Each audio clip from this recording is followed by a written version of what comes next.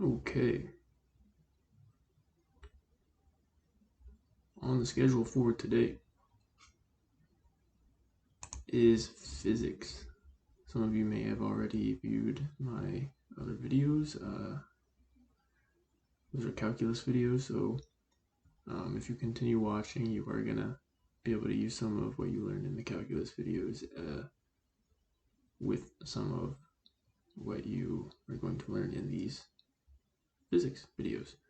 So let's get started with basic physics. So we'll call this physics, and since this is not a university classroom, we're going to call this 001. I know that was not clever, but we'll go from there. So when you're starting off in physics, as you might have learned already in high school or even in university level classes, you're going to usually start off with simple unit conversions. So unit conversions are usually problems where they give you some sort of units. So we'll use inches in this case, and they want you to convert that into meters, for example, is a popular conversion. So if you start off with inches and go to meters, I can't remember off the top of my head exactly how many inches are in a meter, but it's an easy conversion to either look up or memorize. It's really up to you. But in this example, say you are given a a budget for a fence that you want to build in your yard, and you're told that you need to use 125 inches of fence, and the person wants to know how many meters is that equivalent to. So when you set up this problem, first you want to look at what you're starting with. So here we're starting with inches, and he wants to know how many meters is that equivalent to. So our starting unit is inches, and our ending unit is going to be meters. So meters is going to be in the numerator of our conversion factor. Now, in order to leave only meters in our result, our denominator is going to need to include inches. And that is so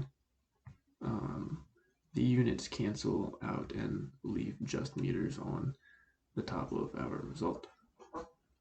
So you set up this problem. 125 inches is x, however many meters. So that's our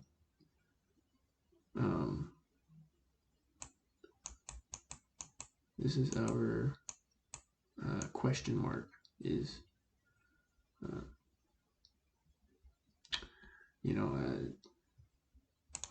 that's a different way of setting up this problem, and I'm not gonna get into that actually in this video. So we'll just stick with the separated unit conversion method for today. So you're gonna end up multiplying these two factors. 125 inches over 1,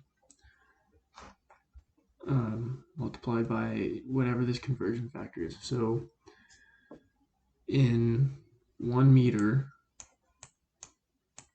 how many inches? So I'm just going to look up how many inches are in a meter real quick. I'm sure many of you can do this faster than how I'm doing this right now. So bear with me. meters to inches. Okay, so like 39 inches.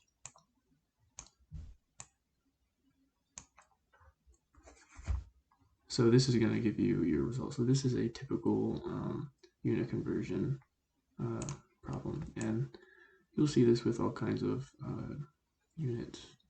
Meters and inches are length, but you also will be dealing with units of time and units of various magnitudes, and you can get into derivatives and all kinds of complicated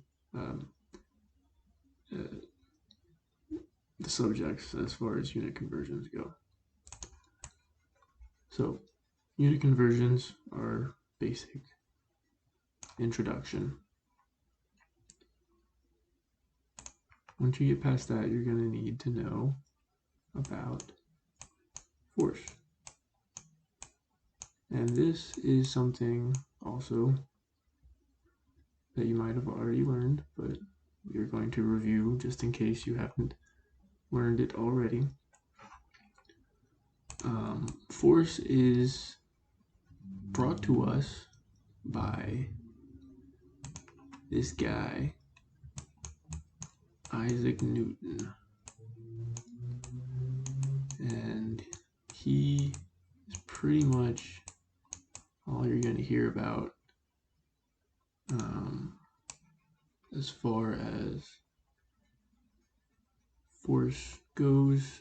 He is kind of like the granddaddy definition of what a force is. So he gives us this equation. He has I think 4 laws of motion.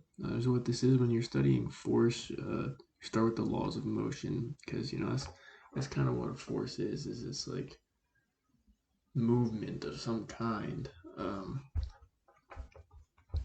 It's just one way of differentiating what is happening in our crazy universe.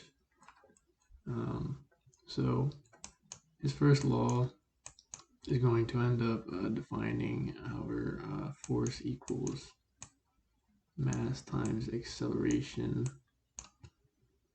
equation.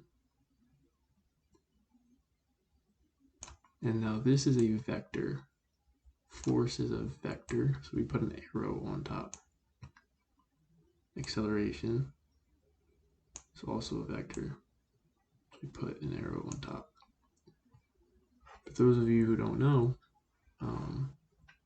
there's a difference between a vector and a scalar. It is basically not a vector. So any scalar quantity is going to be any quantity without direction is a scalar, and then any quantity with direction is a vector quantity. Is vector. So examples of a scalar would just be 2. Even 2 meters is a scalar quantity. If you were to say 2 meters northeast, we're dealing with a vector quantity. Some other examples, 30 miles per hour, 30 miles per hour southeast. These are vectors, these are scalars. You add these directional coordinates on to your base value to turn a scalar into a vector quantity. And so that's why mass here is not a vector, because mass doesn't have direction. You don't say,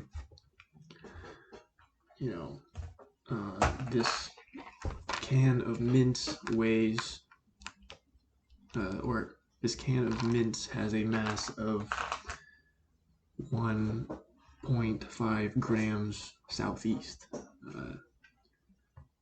It's just 1.5 grams. You don't give it any direction. Or another way of actually denoting a vector quantity is to use angles. So you could say northeast and southeast is kind of just like single directions, you know, but those of you who have passed trigonometry already probably recognize that if you have this circle and you split it into quadrants, and call this 0 degrees, 90 degrees, it's 180 degrees, call that an 8, and 270, and then this comes back to 360 degrees. So if you have a coordinate system like this, then you can call this north, south, west, and east. And so instead of saying northeast, which would be this bisecting segment here, you can just call that 45 degrees. So you can say 45 degrees northeast, which is a little redundant, or you could say 45 degrees. I'm not going to write it actually all out in this little box, wouldn't have enough space, but you can say 45 degrees due north of the x-axis. If you want to call that coordinate system, x is the line 180 to 0, where y is the line 90 to 270. So you can use directions or you can use angles to differentiate a vector quantity from a scalar quantity.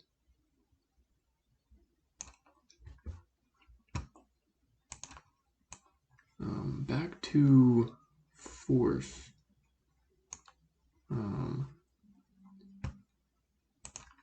There's a few important laws of motion. So again, back to Isaac Newton here.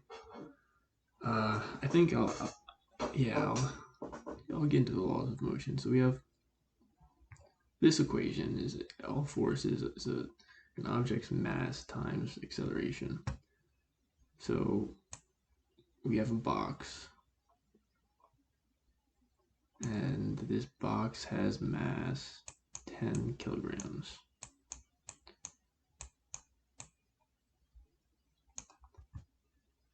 And let's say here's the ground, it's flat, and the box is sitting on the ground that is flat. And our acceleration in this case, we'll say, is just our acceleration. Let's say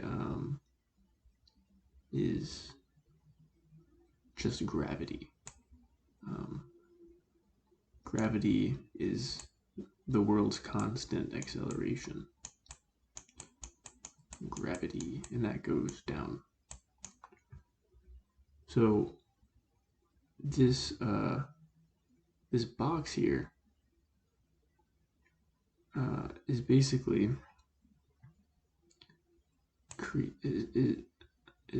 has a force going downwards because our acceleration gives us the direction of our force. So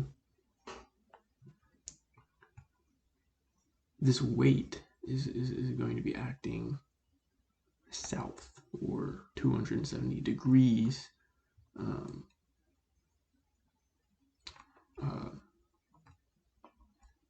off of the x-axis, or I guess 90 degrees south of the x-axis. There's a few different ways of writing that. So this is acceleration, which is 9.8, is gravity.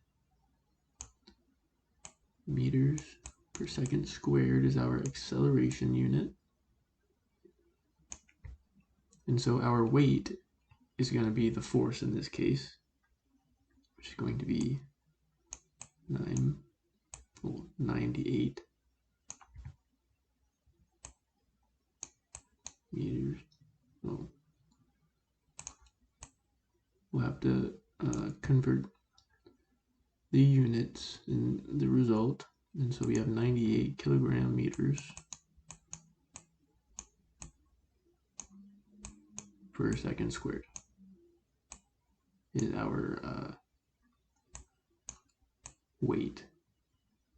You know, in everyday normal English, we would just say 98. You weigh 98 kilograms. You wouldn't really include the meters per second squared, but if you really want to enforce that this is a force, you would include the units, and that is one way of verbally denoting that you have a vector quantity rather than a scalar quantity.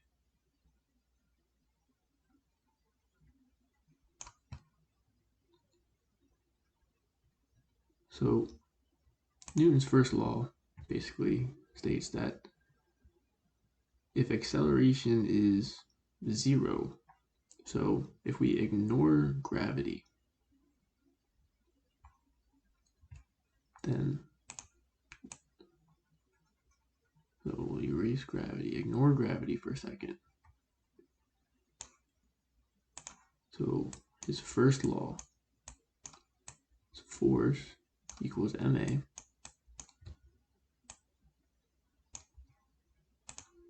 And if acceleration, if this box has a 0 acceleration,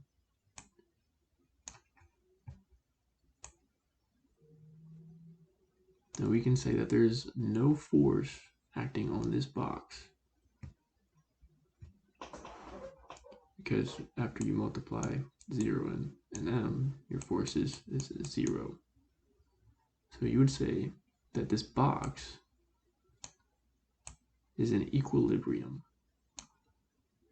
because there is 0 force acting, ignoring gravity, on this box. It is just a mass, which is a scalar quantity with no direction.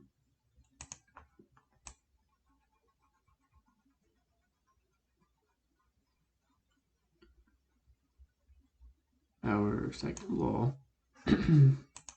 tells us that, say we have two objects. So we have box A and we have box B on a perfectly smooth, flat surface. And say you got one person pushing box B and one person pushing box A. And these guys are pushing at the same acceleration. So if this acceleration is a1 and this in the negative x direction, and this acceleration in the positive x direction, we'll call a1 and a2. So if they are pushing with the same acceleration and these masses are equivalent, we'll say at 10 kilograms,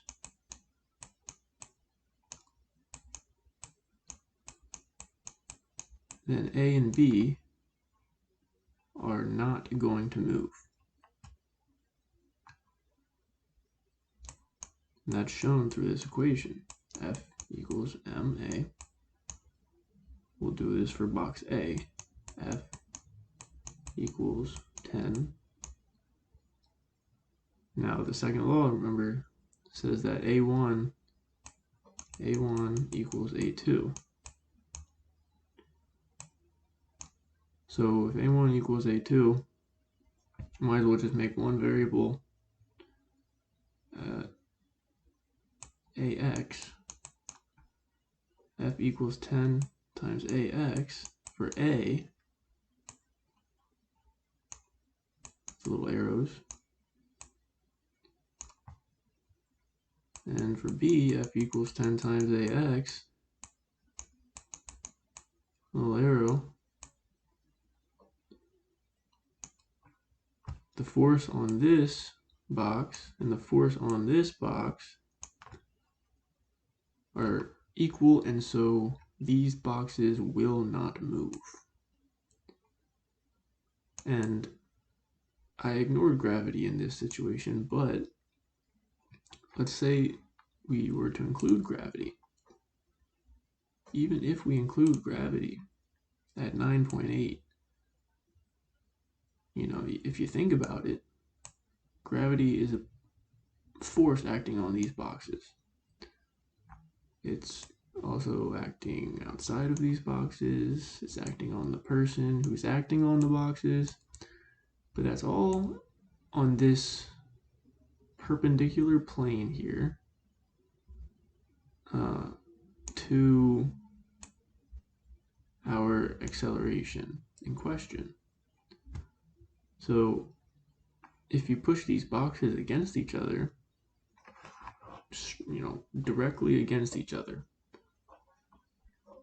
they're not going to move, whether there's gravity or not. You know, that force of gravity, whether it's there or not, you know, even if you're in microgravity and you push these boxes with the same force onto each other, you know, if B was going with a stronger acceleration, then you'd be pushing A. And if A has a stronger acceleration, you'd be pushing B. So it doesn't matter if we consider gravity in this equation or not. So that's why I might as well consider gravity. But that is not what you apply into Newton's equation to determine if those boxes are in equilibrium. So, you know, you can see we plugged in AX and AY. We did not consider gravity. If we wanted to, then our acceleration would change. We would just add that acceleration. And so, you know, our equation we would just add, would be AX, and then, you know, we incorporate our